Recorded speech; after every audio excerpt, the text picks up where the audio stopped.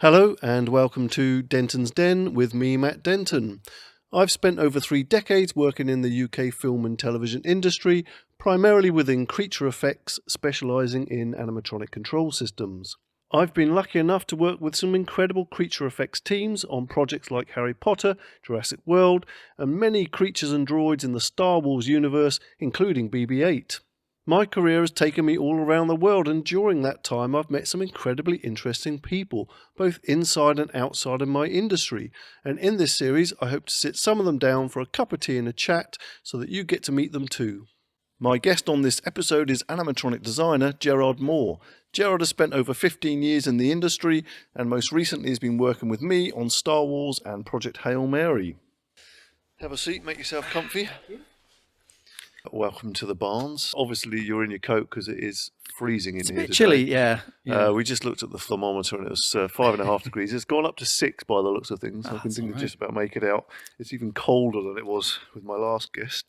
So Gerard Moore, we've been working together for, I don't know, 8 years, 7 years? It's a tricky one because I would assume, I don't think we met before The Force Awakens. No, I don't think so. But yeah, my memories of that one, it's a bit like, it was all very, well, not very departmentalized, but it was kind of, you were kind of in your own section. So it was a bit like, you had the mechanics working in one area or in a couple of areas, and then it was kind of like, okay, it's got to go through the electronics programming electronics department. It was just me. Yeah. And Sasha eventually. So so it was so it would have been then. So 2013 you joined The Force Awakens and the animatronics mech department as an animatronic designer. And so what were you building at that point? Do you remember what your first task was on that? I think I should have brought it actually, because I think the first thing I ever made for any Star Wars thing, and one of the first animatronics I actually ever made really, was Goss Tours, I think he got called. He was at the time we knew him as the Fueler. Oh yes. So he was big helmet. Sort of half the yellow thing, was that right? Was that the Fueler? It was, I think it was green. Oh yes, Keith, and then didn't Keith de Winter play it? Keith de Winter, yes. Okay, another one. Fueler. Okay. So it was a pretty simple one, I think, which was why it was given to me. Because so that had new. Blinks in it, didn't it? And I think he had a face mask, like almost a bit COVID mask-esque. Yes. Bandana thing across his mouth, so you could only see his eyes. Yeah. He didn't have any pupils, just black eyes. Yeah. So so it was just blinks, not even a full blink, I don't think, because it's quite a tough silicon skin on that one. I know it well. It got used a lot, the Fueler. Yeah, he came back a lot, I think. I do remember watching it the first time, Force Awakens, and being, where was he? I was all excited to see the things I'd worked on, and I've missed him. I've since seen him on there, and I think they put him in a few, and he was one of the first toys as well. Which was pretty exciting as well. So they did a Lego minifig of him, and they did one of the the 4.5, 5-inch figures of him. So I got made sure to get those as soon as they came out. Of course, I remember the guy coming into the workshop for the first time. I think it was Kathleen Kennedy's assistant at the time. I think he's moved up the ranks since then, and he came in with a little Lego BB-8 on the palm of his hand, and we were like, "Whoa!" Like it's such an exciting thing, especially Lego for me as well. And I think you were probably a Lego fan, but I was never really that into sort of building toys and stuff. Okay. I was more like at a very young age, I was more like cutting up cardboard cereal boxes and kind of that kind of building. Blue Peter. Actually, I attempted to make a Tracy Island. Did you? Did you? Yeah. Okay. Didn't finish it, and it ended up going mouldy. Did you know that I'm a Blue Peter silver badge holder? Have I told you that before? I don't know if I knew it was a silver badge. Yeah, I knew you had a Blue Peter badge. I appeared twice on the show, and the second time they were like, "Oh, you already have a badge." And I'm like, "Yes." So they had to run off and get a silver badge, but that's another story. Pretty jealous of that one. So take me back to building cardboard, because I want to know how you got into the industry. I was very much a builder, but not necessarily building kits and toys and things. Like from a really young age, I got vague memories of making making kind of robot-esque things out of, cereal packets and Smarty tubes and that sort of thing. And then I also... was it always robots? Sorry? No.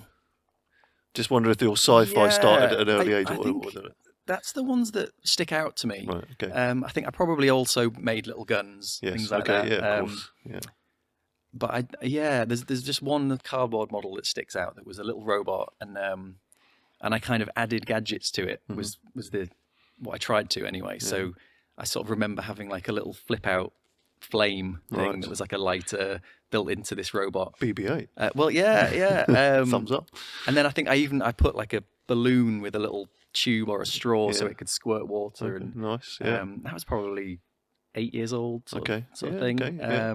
I think I kind of went straight from making that sort of thing to taking things apart. Right. Various things sort of discovered in the garage, like an old phone or a radio or something like that, kind of pulling them apart, just to see what was going on. Yeah. What was school like? And did you do those kind of things like technology stuff? Or? Yeah, I definitely always aimed towards that stuff.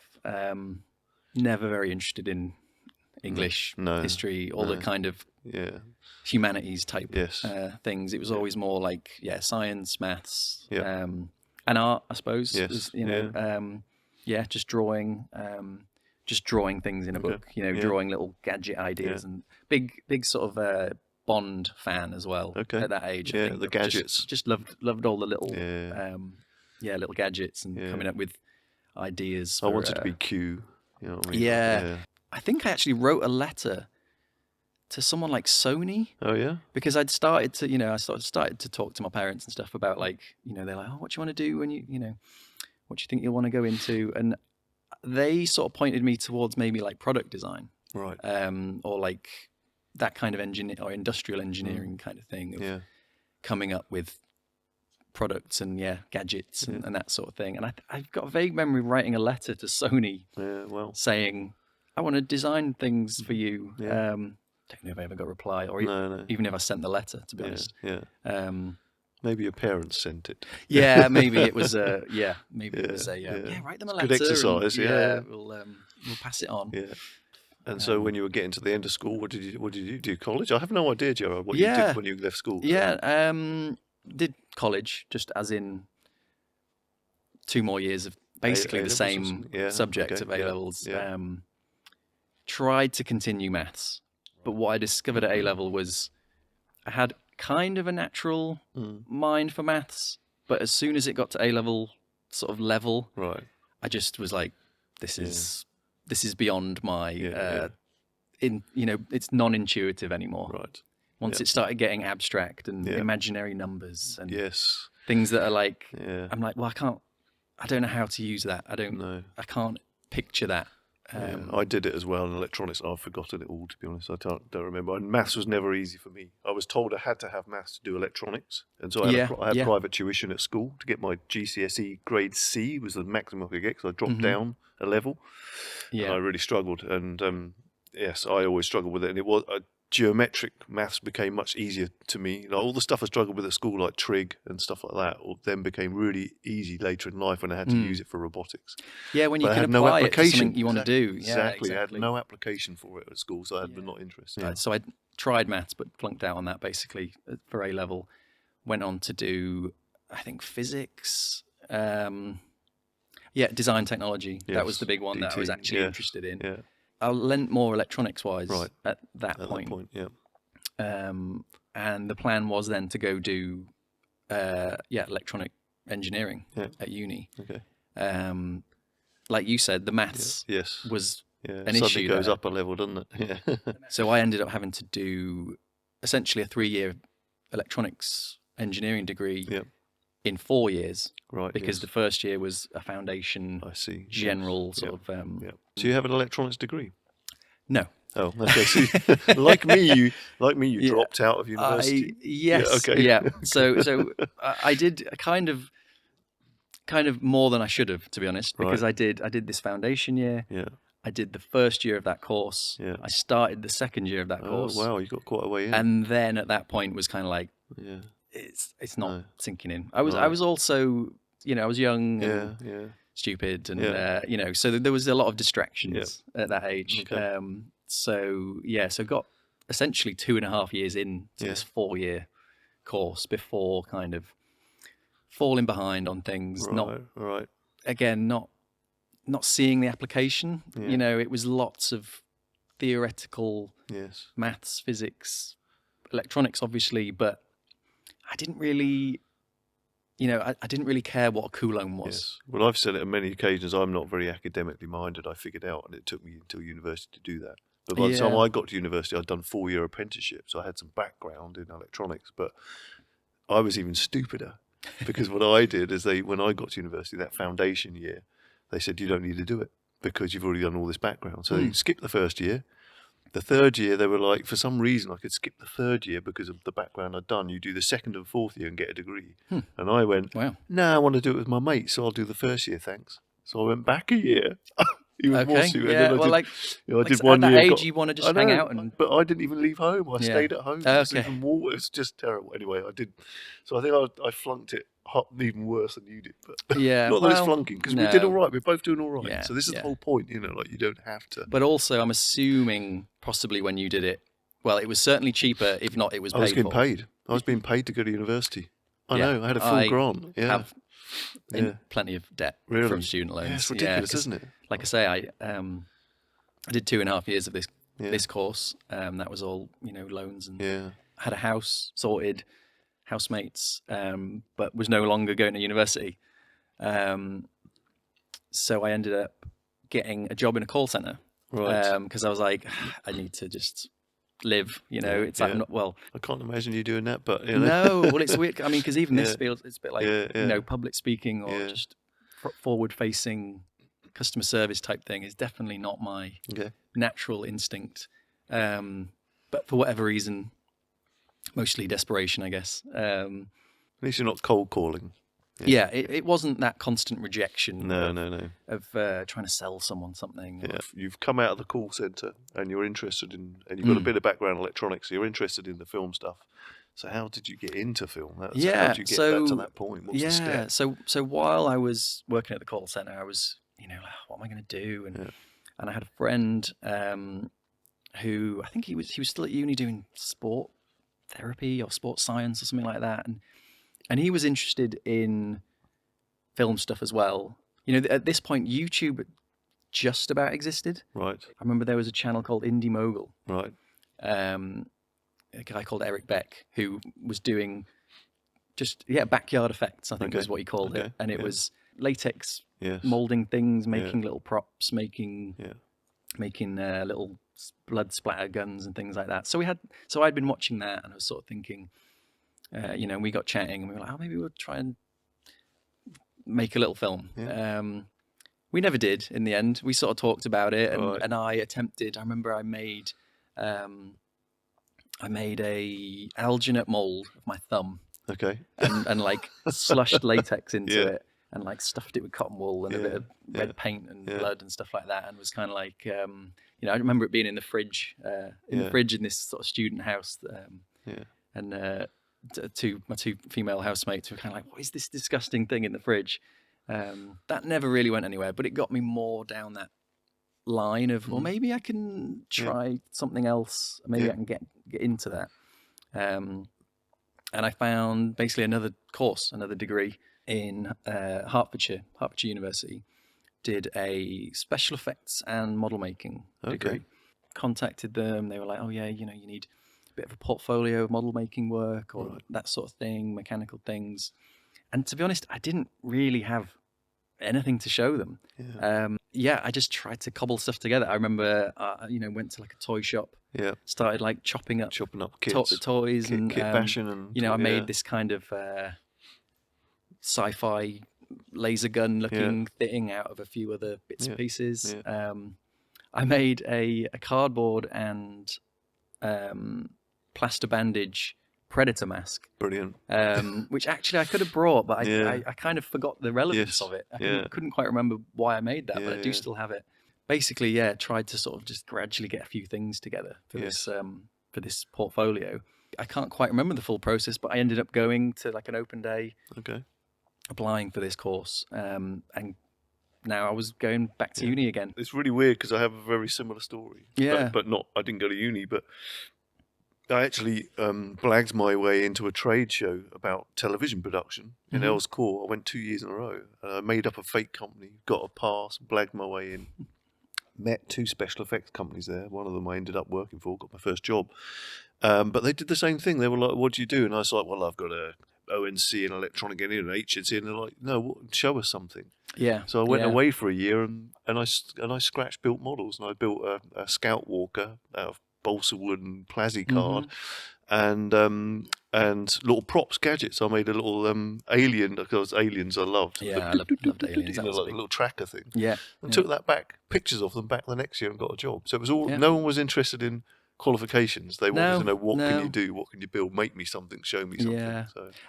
So that was from So you do have a degree? I do have a degree, just not in electronics. Right, I got a BA. Okay, there you go. So you didn't drop out the second time? No, I managed to stick with it the second time. Brilliant. Thankfully, the course was kind of split up into model making, special effects, and character creation, I think they called it. Yeah.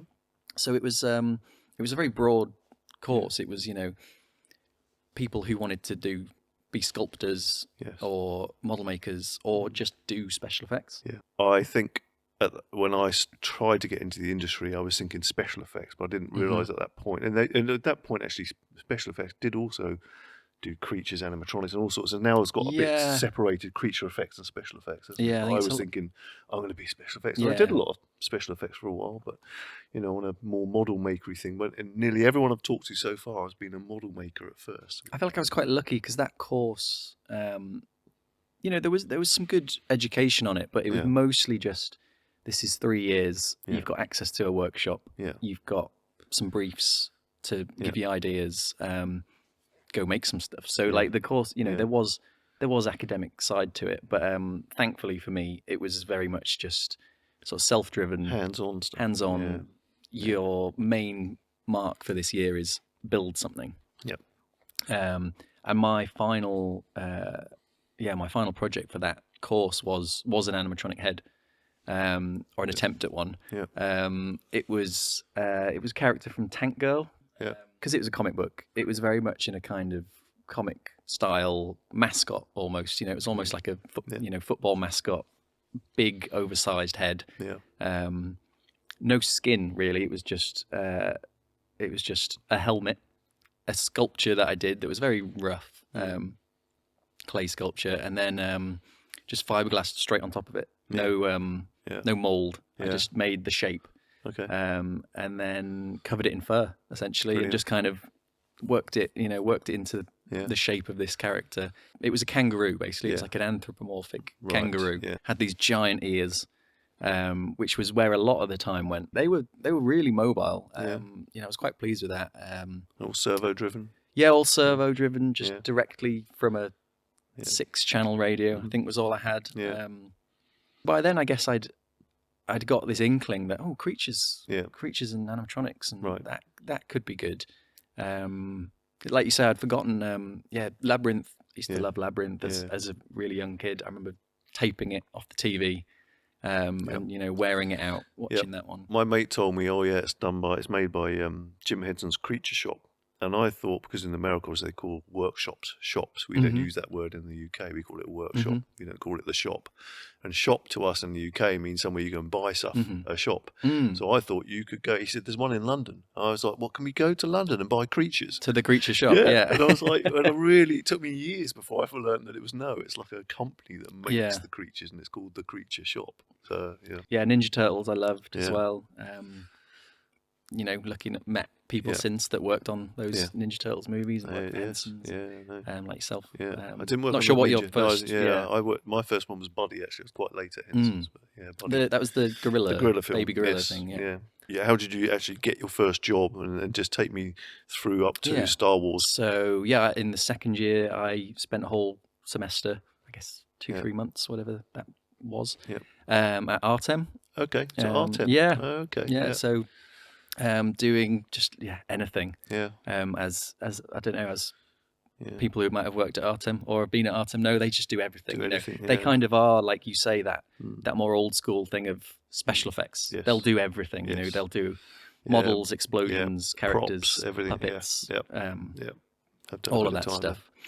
It was then the summer break, and they were like, "Do you want to keep working here for summer?"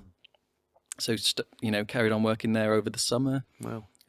So I must have spent 4 months or something in total in that year working there. There were even people encouraging me and the other guy I was there with, saying like, you don't want to go back to uni, do you? You've got a job now. Just keep working. No, really? Yeah, there was a bit of that. Yeah, there's definitely a bit of that. I mean, I understand why they're saying it, but also if you're that close to finishing, that's a bit naughty. Yeah. I mean, that was towards the end of the second year, so there was one more year to go. And, I never really considered it. I think some other people thought about that and were kind of like, maybe this is all I needed was the in. But stuck with it. Graduated, did some more work for Artem. I then had a brief stint at Animated Extras. Did a little job there with Adam Keenan. Making a little baby bear. And that was literally my first ever animatronic for industry. So I'd done this thing for university, and then I was like, here you go, make a head. So terrifying. I was lucky. Adam was really good. He sort of taught me through a lot of it. So first film job was at Millennium. Okay. What was the film? It was Victor Frankenstein. Okay. I've got a feeling I made something for that for Neil Wharton. Yeah. I'm sure it was Frankenstein, and I'd made this big clock 7-segment display countdown thing that had to sit next to a jar or something. And it was quite a lot of displays and really big. And I hadn't worked for Neil for a long time, and he phoned up and said, "We've got this thing, the prop. We need you to make the displays, and it's got to do this, and just give us the display, and we're going to build it into the prop." And I'm sure that was Frankenstein. Yeah, but we were working on, it was a kind of origin story, Frankenstein type thing. Yeah. And they had basically, it's like, well, before his human monster, he makes like a chimpanzee. It had like hyena legs and a chimpanzee's head. Sounds and like amazing. one goat arm or something like that. So it was this weird amalgamation, kind of horrific creature with a lot of with Tim. Tim Berry. Tim Berry, Adrian Parrish. He was there, sort of the lead on the head, and he basically said to me, "Okay, we've got to make 2 heads for this puppet. We've got to make 2 versions of the puppet. I'm building this head.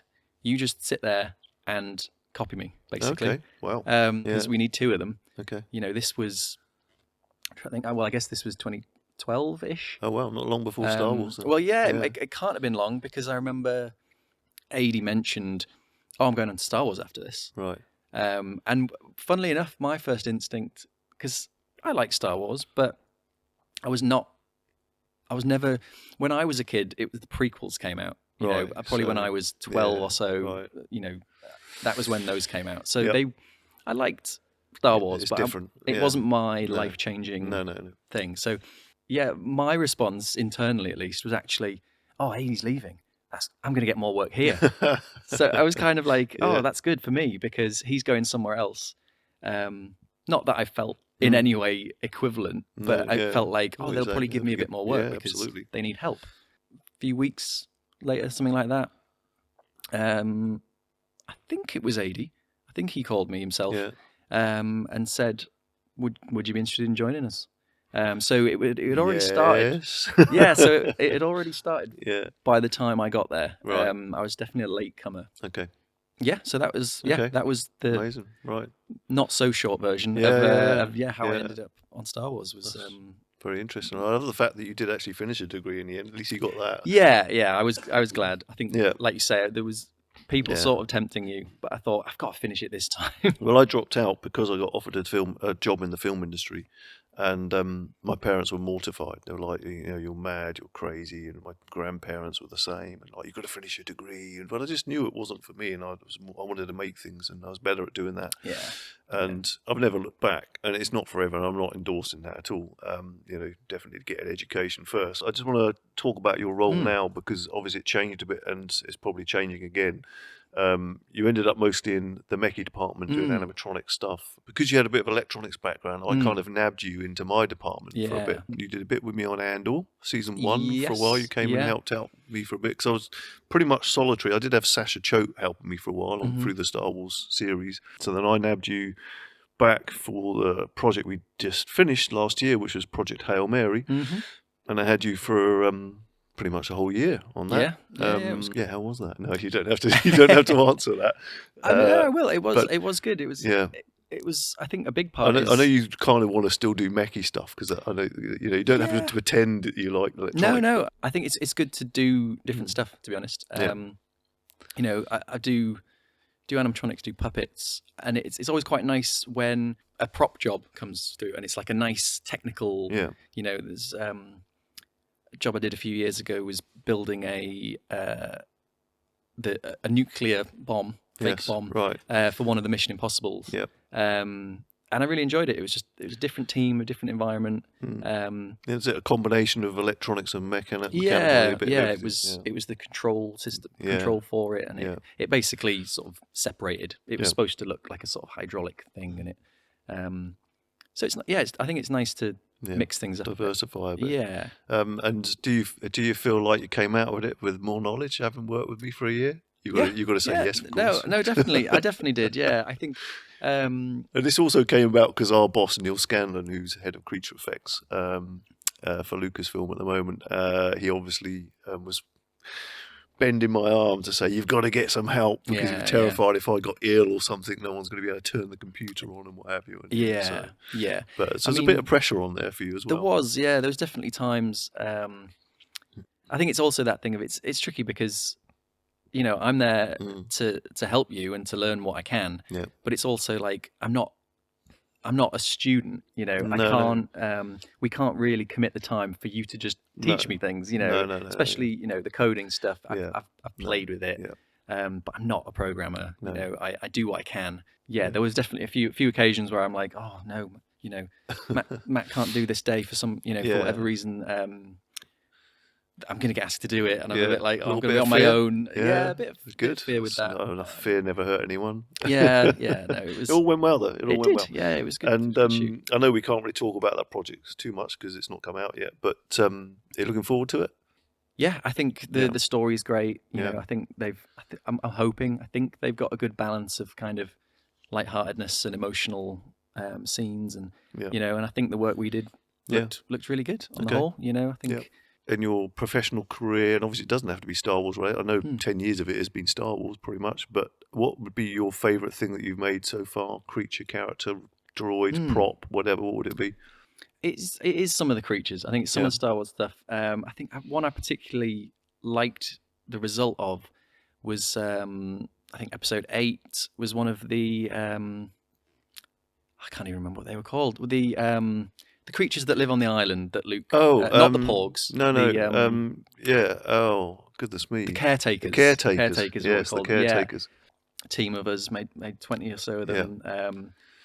And animatronic heads on performers. And it was kind of like almost like a whale head with then like bird legs. And it was a really strange but interesting design. And huge heads, they were really big, oversized heads.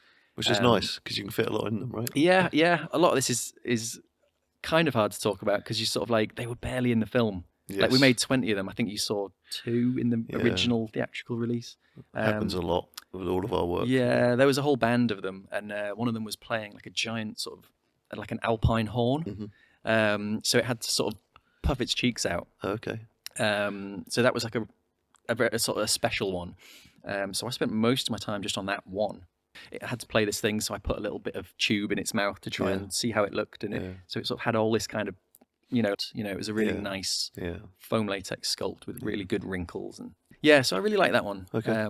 Nice. Unfortunately, very little footage out there of it. It's just always the way. Always the way. You mentioned that obviously you like a bit of code and a bit of tinkering, and I know we went to EMF camp last year together. I think it was your first time at EMF camp, and you were wandering around the field with an antenna. Oh yeah, walking around with some gizmo and an antenna. So that was that was basically a radio receiver where most of the receiver is in software. So software-defined radio. So it takes in basically everything, like a huge spectrum of radio waves, and then the computer differentiates what it wants. I see. There are weather satellites that pass over us. Most of them kind of defunct, but they're still up there. Oh well. They've been replaced with newer things, but they essentially are just broadcasting a signal 24 hours a day. Yeah. And if they happen to pass over, you can pick up an image of the Earth from space. Right. And use a bit of software to decode it. And cool. It's one of those things that it's not really useful for me anyway. I'm not doing that. It doesn't have to be useful to be cool. Yeah, I'm not doing that to get the weather report. No. It's just kind of like, with this simple equipment, I can get a signal from space, and I can essentially see Earth where I am live. Yeah. And it's a really fun idea. I just think. Well, EMF Camp is all about those crazy, wacky ideas. No, most of the stuff there doesn't necessarily have a use. People do it because they enjoy it and they're making it. I think especially when you work in an industry like this. I mean, I suppose there's an argument to be made that what we do isn't useful always. It's for entertainment. It makes entertainment, keeps people entertained. Yeah, but it is a job. Yeah. So there's something to be said for finding other things that aren't a job that you just do for fun. Because when your hobby becomes your work. Yes. Well, this is what I was going to say, because that's now your hobby and you probably find, as I did, that the more I learnt in the industry, and the more access I got to things like decent servos and decent ways of controlling servo, I started building hexapod robots, which is something that was my hobby. That became my hobby then. But it's because of what I'd learnt in the film industry that gave me the knowledge to do that. So that's a similar thing. You're tinkering with stuff. Yeah, definitely. Yeah, I think I don't sit at home making my own creatures and doing stuff like that, but I do. You sit at home listening to satellite broadcasts. Yeah, I do try and use it. I do a little bit of RC model stuff, tinkering, a lot of. But I'm also terrible at finishing something if it's not for a job. It's a common theme so far. My three guests, we've all said that. Personal deadlines are. Just quickly, did you enjoy EMF Camp, and are you thinking of making something for the next one, which is be next year, not this year? It's every 2 years. You're gonna come back, and you're gonna. I haven't thought too deeply about making things for it, particularly. Just the environment, though, is just it's just just nice to, I could stand in the middle of a footpath waving an antenna in the air with a laptop, and the only people that came up to me are saying, "Oh, what are you doing? What's this? This looks cool," rather than doing that in a park or on a hill. It's super inclusive, isn't it? Yeah. So, favorite movie character? I mean, it seems almost too. I don't know. My brain goes to the T800. To be honest, from T2. Yeah. Okay. Well, that's cool. I was going to say that. In a way that seems. I was I won't say that because it's almost too obvious. No, it's fine. You can do T800 is different to every the other answers I've had so I'd far. say, I love a non-human character that's kind of striving to be good. Okay. So Johnny Five, Terminator. Yeah, Johnny Five has come up in the previous interviews. Yeah. And that leads me on to, which character would you most like to be? I mean, I think I always end up siding with the geek, nerdy, tech. It's never really necessarily the hero of the film. No. It's often, as far as like Ninja. You know what? I'll go with Donatello. Donatello. Ninja Turtles. Okay, all right, brilliant, love it. Okay, very different. I'd be him. Why not? Favorite film? It's probably Terminator 2. Yeah. Okay. Yeah. It's great film. I just feel like it's certainly in its genre. It's just got everything. I remember action. being really excited to go and see that. Me and my mates like, there's another Terminator coming out. Yeah. The cinema. And that leads me to my next question, which is that if you're a desert island film, and you've got to think about this carefully, because it's one film you can watch for the rest of your life, and you could ruin your favourite film. Yeah. Tim Berry cheated, by the way, on this. Okay. Did he go with a trilogy or something? Yeah. How did you know? I didn't know. But it wasn't a trilogy. Actually, it was a TV series. I feel like you want a feel-good film. You want something that it's not too serious, not too. I could maybe learn to hate it, but I might go Wayne's World. Wayne's World, really? Yeah, it'll cheer you up a bit. Yeah, it's one of those things that I could pretty much put on any day, and I know everything that's going to happen, but I still enjoy it. There you go. So perfect. Yeah, perfect maybe choice. if I'm allowed, I'll get 1 and 2. But okay. you know, the double disc set. Well, but Tim took a whole series, so yeah, maybe you are allowed. So I did ask you to bring an inspirational object with you. Have you got something? I have. Have yeah. you? Oh right, I didn't know. Okay. I'll just pop this over there. Yeah, pull it over. Yeah, it's not from my childhood or anything. No. But to me, it's an inspirational object, as in it's the very relevant what we've talked about. Yeah. It's the little computer that John Connor uses in Terminator 2. And it was a real computer. It was, yeah. It was the one where he's hacking the terminal. To get in the ATM and the Cyberdyne building. When you become an adult and you get a little bit of money, yes, and you kind of like you go back to the things you couldn't have as a exactly. You go like, I could own that. It's a real thing. As like I say, I mean, inspirational in the sense that Terminator 2 is definitely one of those things that I watched. It really has been inspiration to you. T2 has come up a lot. It keeps coming up. And I think it was because I think also because there was a lot of behind the scenes stuff that came out in relations to that. So there's a lot of seeing that and going, oh wow, people made this cool robot and they did these explosions and they did these effects, and it was probably one of those films that a lot of people have a film where they sort of realize that's a job. Yes, people made this. People made this happen. And maybe I could be involved. Maybe you could do that. Something like that. Yeah, it was a book for me. But the same thing. I was like, oh, they use electronic technicians. Wow, I could be that person. Yeah. Does it still work? Have you ever done anything with it? It does work. I did actually. The tricky thing with these kind of old things is everything's in RAM. Yes. So you take the backup battery out, it loses everything. So it does work, or at least it did last time I powered it up. It just takes AA's. And a little coin cell for memory. And I did actually. There is a built-in. I think it's a version of BASIC. I'm trying to remember now. There's a built-in programming language.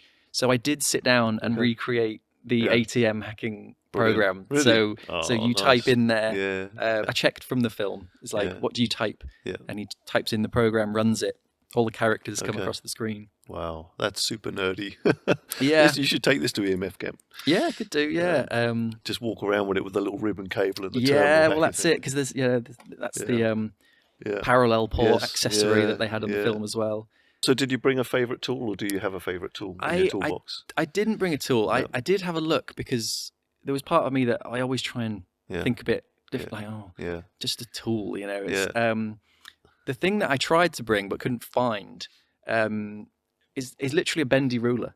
It's an orange bendy ruler, which it kind of shows how much this industry's changed. It's like when I started on Force Awakens, I used it all the time, because we would get a sculpt, get a fiberglass, whatever, and you would have to build into this pre-existing shape. Generally, some people did use CAD, but lots of us didn't. I was still drawing by hand and chopping things out.